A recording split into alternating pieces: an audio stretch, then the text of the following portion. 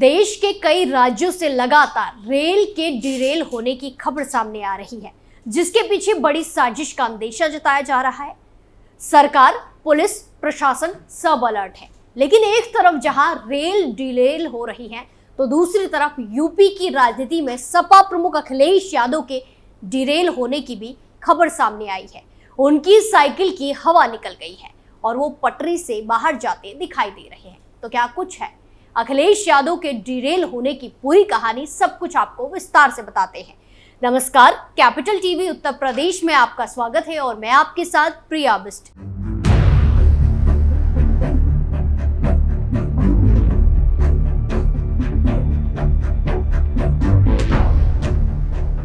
Daryl हुए Akhilesh Yadav, cycle की निकली हवा, विधायक सांसद हो रहे बागी, अकेला छोड़ रहे गठबंधन साथी। दरअसल ये रेल की तरह नेता के डिरेल होने की कहानी शुरू होती है यूपी के उप मुख्यमंत्री ब्रजेश पाठक के एक बयान से।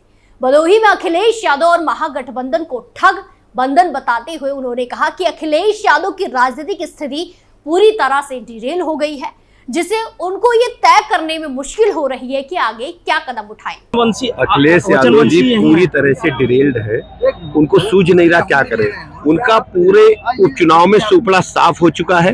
9 की 9 सीटें भारतीय जनता पार्टी प्रचंड बहुमत के साथ गठबंधन के साथ जीतने जा रही है। इस दौरान ब्रजेश पाठक ने दावा किया कि जो उपचुनाव होने वाले हैं उसमें अखिलेश यादव का सुपड़ा साफ होना तय है। डिप्टी सीएम ने बताया कि बीते लोकसभा चुनाव के बाद राज्य की जनता समझ चुकी है और जान चुकी है। अब राज्य की जनता महागठबंधन और अखिलेश यादव के बहकावे में नहीं आएगी। यूपी के उपचुनाव में सभी 9 सीटों पर भारतीय जनता पार्टी का परचम लहराएगा। ब्रजेश पाठक ने आगे कहा कि मझवा और फूलपुर विधानसभा सीट के साथ साथ सभी 9 सीटों पर Bharatiya Janata party BJP record तोड़ मतों से जीत रही है। ये जीत पीएम मोदी की गरीब कल्याण योजनाओं से सफल क्रियान्वयन का परिणाम है। प्रदेश की जनता ने बीते लोकसभा में की गई भूल को दोहराने वाली नहीं है, क्योंकि इंडिया गठबंधन की सच्चाई अब सबके सामने आ गई है। सपा गठबंधन के नेगेटिव की पोल खुल गई है। अब सभी लोग कमल को खिलाने का काम करेंगे। प्रदेश की जनता अब ना बटेगी और ना कटेगी। वहीं ये डिरेल वाला बयान सही भी होता दिखाई दे रहा है। जहां लोकसभा चुनाव में समाजवादी पार्टी ने जोरदार प्रदर्शन कर सबको चौंका दिया था, तो अब सपा प्रमुख को डिरेल करने में उनके ही साथी हैं जो उन्हें अकेला छोड़ अपना भला देख रहे हैं। खुद पार्टी के नेता पार्टी में रहकर ही बगावत कर रहे हैं। जहां सपा विधायक पूजा पाल बीजेपी के लिए वोट मांग रही है और सीएम योगी का गुणगान कर रही है, तो वहीं गठबंधन के साथी कांग्रेस ने अखिलेश यादव को प्रचार प्रसार में पसीना बहाने के लिए अकेला छोड़ दिया है। तो चुनाव आते ही सपा प्रमुख को आजम खां की याद आ गई है, जिनके जेल जाने के बाद खुद पार्टी ने दूरी बना ली थी और पार्टी के नेताओं ने यहां तक कह दिया था कि कर्मों की सजा मिली है। क्यों बेपटरी हुए अखिलेश, बागी हुई सपा विधायक, राहुल गांधी ने छोड़ा अकेला, आजम परिवार की आई याद। उत्तर प्रदेश की 9 विधानसभा सीटों पर होने वाले उपचुनाव के लिए प्रचार अभियान थम गया है और बुधवार 20 नवंबर को मतदान है और 23 नवंबर को रिजल्ट आएगा। लेकिन जहां लोकसभा में अखिलेश यादव का जादू चला था, इस बार वो जादू चलेगा या नहीं, इस पर संशय बना है और इसके कई सारे कारण हैं। कुछ हालिया कारण आपको एक एक करके बताते हैं। पहला, प्रचार में 2 लड़कों की जोड़ी नहीं दिखना। उत्तर प्रदेश के लोकसभा चुनाव में राहुल गांधी और अखिलेश यादव की जोड़ी हिट रही थी, लेकिन अब ये जोड़ी का एक जोड़ीदार दूसरे को अकेला छोड़ गया है। 2024 के लोकसभा चुनाव में राहुल गांधी और अखिलेश यादव ने एक साथ कई रैलियां करके यूपी की सियासी हवा को पूरी तरह से बदल दिया था, जिसके चलते ही सूबे की 80 लोकसभा सीटों में से 43 सीटें सपा कांग्रेस जीतने में कामयाब रही थी। यूपी उपचुनाव में मनचाही सीट न मिलने के चलते कांग्रेस ने अपने कदम पीछे खींच लिए और 9 सीटों पर कांग्रेस ने उपचुनाव में सपा को समर्थन करने का ऐलान किया और दोनों पार्टियों के नेता इंडिया गठबंधन की दुहाई भी दे रहे हैं।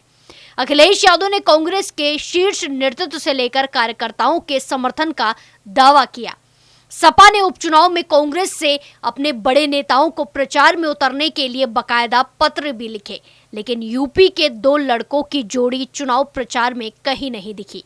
सपा प्रमुख अखिलेश यादव अकेले ही सभी सीटों पर पसीना बहाते नजर आ रहे हैं। मंच पर राहुल गांधी और प्रियंका गांधी के साथ न ही कांग्रेस प्रदेश अध्यक्ष अजय राय और न ही प्रदेश प्रभारी अविनाश पांडे के साथ कोई बड़ा कांग्रेसी दिखा।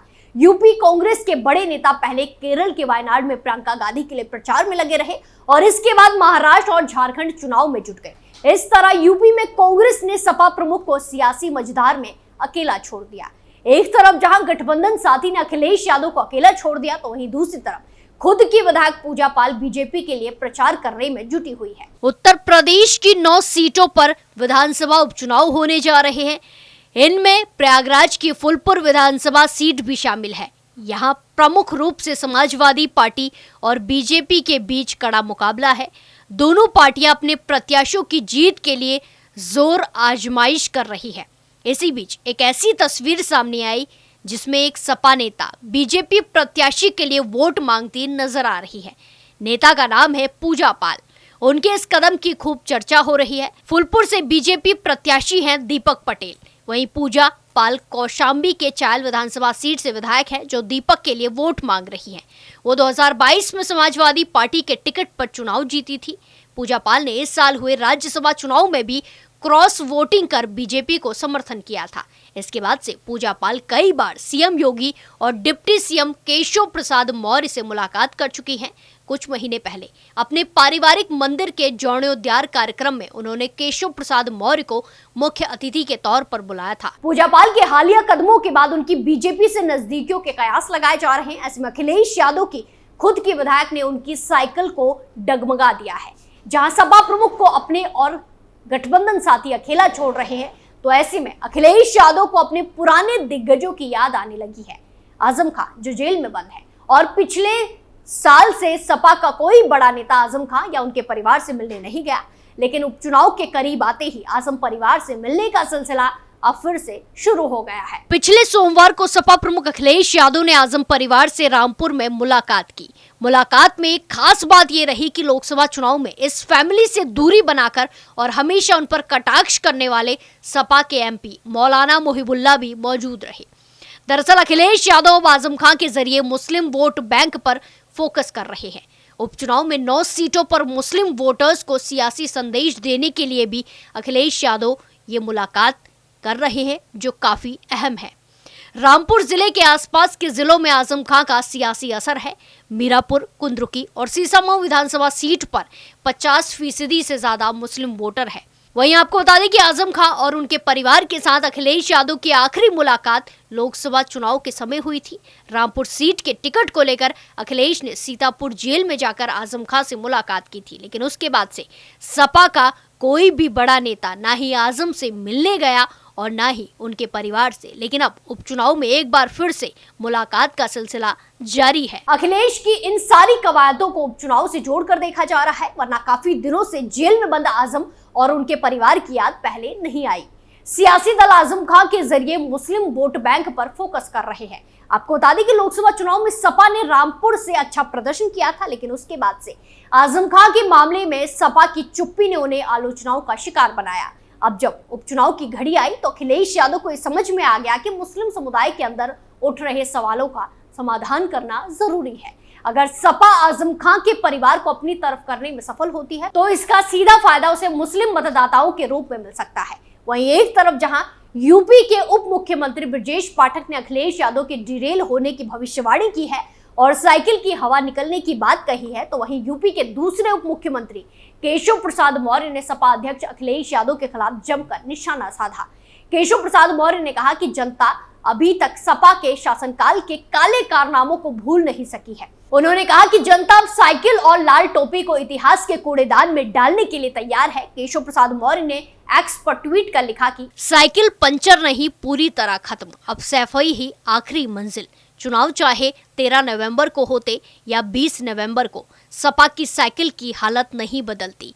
टायर फट चुके हैं, ट्यूब रिस रहे हैं और रिम तो पहले ही ध्वस्त हो चुका है। ऐसे में यूपी के दोनों मुख्यमंत्रियों के दावे कितने सच साबित होते हैं, ये चुनाव का रिजल्ट बताएगा, जो जल्द सामने आने वाला है। इस पूरे मामले में आपकी क्या राय है, कमेंट कर जरूर बताएं। स्पेशल स्टोरी में फिलहाल के लिए इतना ही। फिर पेश होंगे नए मुद्दे के साथ। बाकी तमाम खबरों के लिए देखते रहिए कैपिटल टीवी उत्तर प्रदेश। नमस्कार।